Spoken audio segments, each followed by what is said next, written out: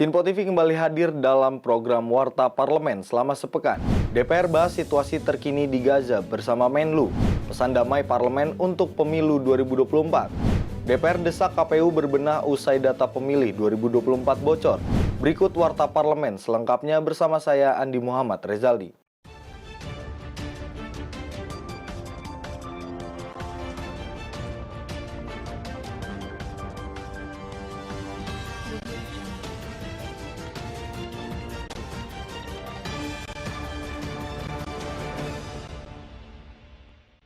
Komisi 1 DPR menggelar rapat kerja dengan Menteri Luar Negeri Retno Marsudi. Rapat tersebut digelar untuk membahas perkembangan dan situasi terkini di Gaza, Palestina, sekaligus melihat dampaknya bagi Indonesia. Menteri Luar Negeri Republik Indonesia Retno Marsudi melaporkan perkembangan terkini mengenai situasi yang terjadi di Gaza, Palestina kepada Komisi 1 DPR pada Senin siang. Dalam rapat ini, Retno turut menyampaikan 4 hal penting kepada Komisi 1 DPR, diantaranya mengenai situasi di Gaza, perlindungan bagi WNI, pemberian bantuan kemanusiaan dan upaya diplomasi Indonesia untuk Palestina. Sementara itu, melihat agresi yang terus-menerus dilakukan oleh Israel, Wakil Ketua Komisi 1 DPR Abdul Haris menilai perlu adanya langkah strategis dari pemerintah untuk menghentikan serangan Israel di Gaza. Yang menghasilkan 4 hari humanitarian terus, lepasan sandera dan sebagainya yang sudah berlangsung dan akan berhenti besok karena 4 harinya adalah hari ini. Oleh karena itu kita perlu untuk kembali meminta Dewan Keamanan PBB melakukan sesuatu yang lebih karena situasi kemanusiaan sudah sangat jelek di Gaza. Antara lain yang dikedepankan adalah bantuan kemanusiaan yang tanpa kendala. Bahasa Inggrisnya itu unhindered humanitarian assistance. Karena di dalam paparan saya tadi saya sebutkan bahwa data dari UNRWA mengatakan dengan kondisi kemanusiaan yang sejelek ini, setiap hari itu diperlukan 800 untuk masuk ke Gaza. Sejauh ini kisarannya adalah di angka 100. Memang beberapa hari kemarin karena ada. Dari Jakarta, Dewi Dava, Sinpo TV melaporkan. Menteri Desa Pembangunan Daerah Tertinggal dan Transmigrasi Abdul Halim Iskandar mengatakan kewenangan desa harus ditambahkan apabila dana untuk desa akan dinaikkan. Hal tersebut ia sampaikan usai menghadiri rapat kerja bersama Komisi 5 DPR pada Selasa 26 November 2023. Menteri Desa Pembangunan Daerah Tertinggal dan Transmigrasi, Abdul Halim Iskandar, menanggapi masalah wacana kenaikan dana desa yang diusulkannya. Ia mengatakan bahwa kenaikan dana desa harus diimbangi dengan bertambahnya kewenangan desa. Hal tersebut ia sampaikan usai menghadiri rapat kerjasama dengan Komisi 5 DPR RI dalam rangka membahas evaluasi pelaksanaan APBN 2023 dan perencanaan program pada 2024 di lingkungan Kemendes PDTT. Dirinya menjelaskan penambahan kewenangan desa tersebut dibutuhkan agar suatu desa tidak kewalahan dalam memanfaatkan kenaikan dana. Jadi itu sebuah arahan ya ke depan seharusnya ke sana. Jadi kan begini konsepnya, desa sekarang ini punya kewenangan dan beberapa kewenangan itu masih sifatnya terbatas. Nah, ketika dana desa dinaikkan, maka harus ada penambahan kewenangan. Satu contoh misalnya, hari ini honorarium kepala desa, honorarium perangkat desa masih diambilkan dari alokasi dana desa.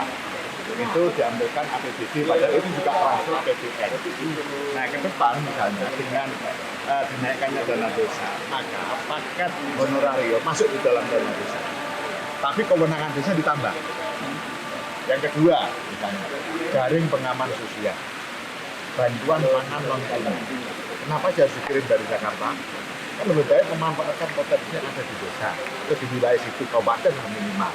Sehingga perputaran duit menjadi banyak. Jadi kewenangan desa ditambah juga, dana desa ditambah. Sehingga harus ada perkembangan secara linear ketika penambahan dana desa dilakukan, maka harus ada penambahan kewenangan.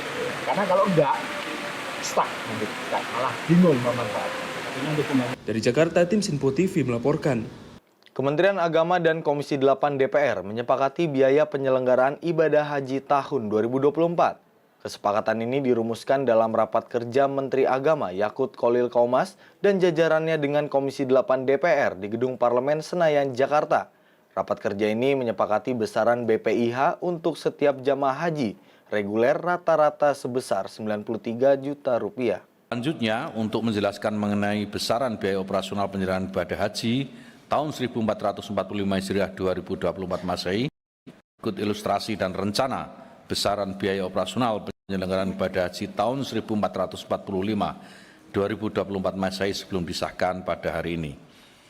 Besaran rata-rata biaya penyelenggaraan ibadah haji atau BPIH tahun 1445 Hijriah 2024 Masehi sebagaimana tadi sudah disampaikan oleh Saudara Ketua, untuk jamaah haji reguler per jamaah sebesar Rp93.410.286 yang terdiri dari BPIH rata-rata per jamaah sebesar Rp56.046.172 atau 60%, dan penggunaan nilai manfaat per jamaah sebesar Rp37.364.114 atau 40%. Dengan kondisi ini, maka penggunaan dana nilai manfaat keuangan jemaah haji reguler sebanyak 219.463 orang sebesar Rp8.240.638.567. Sedangkan penggunaan dana nilai manfaat untuk haji khusus sebanyak 19.280 orang sebesar Rp14.558.658.000, sehingga pembebanan nilai manfaat untuk jamaah haji khusus sebesar Rp755.117 per orang. Anggota Komisi 1 DPR Dev Laksono menyampaikan agenda utama dalam Raker Komisi 1 DPR bersama dengan Kominfo adalah untuk membahas pemilu dan pengamanan jaringan komunikasi yang akan Kominfo lakukan. Dev mengatakan bahwa Komisi 1 telah mendengar adanya isu kebobolan data pemilih serta meminta Kominfo mengurai masalah tersebut. Dalam agenda kesiapan Kominfo dalam mengamankan jaringan komunikasi selama pemilu, Komisi 1 DPR RI menggelar rapat kerja bersama Kementerian Komunikasi dan Informatika pada hari ini 29 November 2023. Ditemui tadi anggota Komisi 1 DPR Dev Laksono menyampaikan, salah satu yang menjadi pembahasan di rapat kerja Komisi 1 bersama Kementerian Komunikasi dan Informatika, yaitu terjadinya kebocoran DPT pemilu pada situs resmi KPU. Namun ia ingin memastikan kembali apakah kebocoran data tersebut adalah data terbaru atau tidak. Tak hanya itu, pembahasan lainnya yang akan didiskusikan dalam rapat tersebut adalah penempatan para tenaga TIK seluruh Indonesia untuk mengawasi perpindahan data serta memastikan jaringan tidak mengalami gangguan. Ya, memang pertama ini kan kita membahas untuk pemilu, ya, kesiapan dan kemampuan dan juga pengamanan jaringan komunikasi yang akan Kominfo lakukan dengan pemilu. Nah, kebetulan ya mendadak ada info terjadi kebocoran data. Jadi pasti itu akan kita tanyakan dan mungkin juga dari Kominfo sudah menyiapkan bahannya tentang data apa saja yang bocor, lalu potensinya seperti bagaimana, ya. Karena kan ini kan kita baru dengar bahwa ada data yang dicuri milik KPU. Tapi apakah itu data yang lama, ya, atau apakah ini pembobolan atau seperti apa? Nah, ini yang kita mesti dalami dulu sebelum kita menyikapinya dan juga mempertanyakan bagaimana tahapan-tahapan pemerintah khususnya Kominfo dalam menanggulangi hal tersebut. Ada beberapa hal yang pasti kita akan diskusikan, ya, termasuk salah satunya ya apakah Kominfo akan menempatkan para tenaga-tenaga ya TIK-nya itu di seluruh Indonesia di KPU-KPU kabupaten, kota, dan provinsi untuk mengawasi perpindahan data gitu ya, dari mulai TPS kecamatan ke KPUD hingga KPU RI, terus juga memastikan jaringan-jaringannya itu hidup dan tidak bermasalah, terus juga penting juga penanggulangan hoax, ya, karena kan biasanya pada saat kampanye, pada saat pemilu ini hoax ini mencuat, ya, saling menjelekan, saling memfitnah, saling menjatuhkan. Nah, hal inilah yang menjadi tanggung jawab daripada KPU dan juga kepada kita semua untuk memastikan hoax-hoax tersebut itu dibantah ataupun di take down. Dari Jakarta, Seli Dafa Ahmad, Simpo TV melaporkan. Menteri Komunikasi dan Informatika Budi Aris Setiadi telah menyelidiki perihal kebocoran DPT pemilu milik KPU. Menurutnya motif pelaku hanya untuk keuntungan pribadi. Lantas Budi menegaskan pihaknya akan merujuk Undang-Undang PDP dalam menindak tegas pelaku pembobolan. Menteri Komunikasi dan Informatika Budi Aris Setiadi menjawab dugaan kebocoran data daftar pemilih tetap pemilu 2024 milik KPU. Pihaknya kini sedang berkoordinasi dengan aparat penegak hukum, BSSN, dan KPU terkait pelaku pembocoran. Kendati demikian, Budi menyimpulkan bahwa motif pelaku adalah kepentingan komersil. Pelaku memperjualbelikan data tersebut kepada pihak yang membutuhkan. Dengan adanya masalah ini, Menteri Kominfo mengingatkan kepada penyelenggara pemilu untuk lebih ketat menjaga sistem keamanan data dengan baik. Kami sejak semalam sudah bersurat ke KPU. Apakah betul terjadi kebocoran data? Nah, kita kan tunggu jawaban dari KPU. Ibaratnya begini, kamu ada informasi rumah kamu kecurian. Kan kita cek dulu bener nggak ada kecurian, iya kan? Nah, menurut Undang-Undang PDP, perlindungan data pribadi itu 3 hari waktunya. Tapi kita lebih cepat lebih baik. Jadi KPU tunggu, kita kan belum bisa simpulin. Karena KPU kan masih laporin apa datanya yang hilang, seperti apa bentuknya, dan bagaimana data itu bisa kecurian atau hilang, gitu. Berarti belum sempat ada analisis awal dulu? Oh, kalau analisa udah ada. Ya itu kan gitu. Nah, tapi kan kita harus konfirmasi ke KPU-nya gitu, bahwa itu data lebih banyak data DPT ya, data pemilih tetap. Berarti itu untuk kepentingan komersil ya? Nah, kalau motif kita berani jamin itu kepentingan komersil. Karena mau diperjualbelikan data itu. Kesimpulan dari mana? Dari kami sementara, kesimpulan sementara.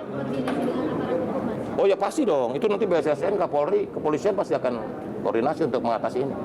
Kenapa indikasi? Pelakunya apa? Indikasi komersil dari mana? Dia menjual.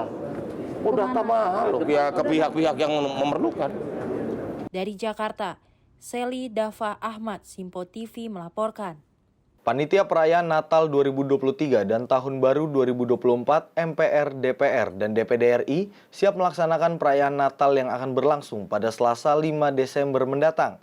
Ketua Perayaan Nataru Hendrik Halomoan Sitompul menyampaikan harapannya agar pelaksanaan Natal bersama parlemen dapat membawa pesan damai sejahtera. Perayaan Natal MPR, DPR, DPD pada 5 Desember 2023 di Gedung Nusantara 4 Senayan, Jakarta bertujuan mempererat tali kasih dan persaudaraan dalam persekutuan doa Oikumene Parlemen. Hal ini diutarakan Ketua Panitia Perayaan Natal 2023 dan Tahun Baru 2024, Hendrik Halomoan Sitompul, dalam konferensi persnya di Media Center pada Rabu 29 November 2023. Bentuk kegiatan dalam Natal dikemas menjadi beberapa tahap, yaitu ibadah dan perayaan Natal umum, anak sekolah minggu, dan kegiatan berbagi kasih. Hendrik menambahkan bahwa perayaan Natal yang berdekatan dengan pemilu 2024 ini diharapkan dapat membawa pesan damai bagi semua lapisan.